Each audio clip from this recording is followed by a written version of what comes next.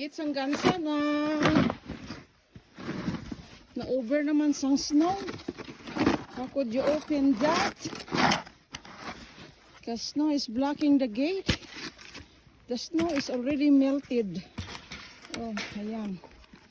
Get that. Ayan. Oh, kapal pa. Since yesterday, keep snowing until now. Ayan.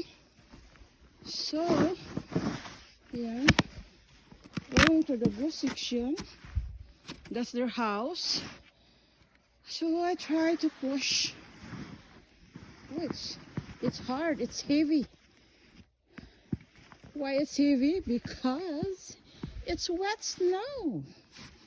What's it like? Basa. Merong basang snow at wet snow. Basang snow at dry.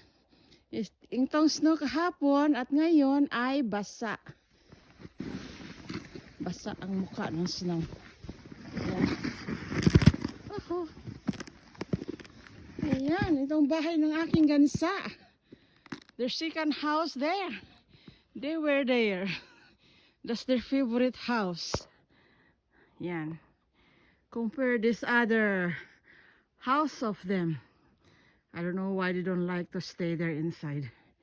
They prefer the boat. Hi, Gusling! Kumusta? Ha? My goodness. Yan lang siya, guys. Thanks for watching. I need to shovel the snow, both hands, because I could not manage to shovel alone by one hand. Thanks for watching. Love Nancy.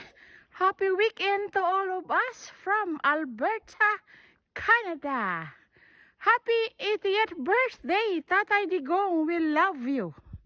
From Mindanao.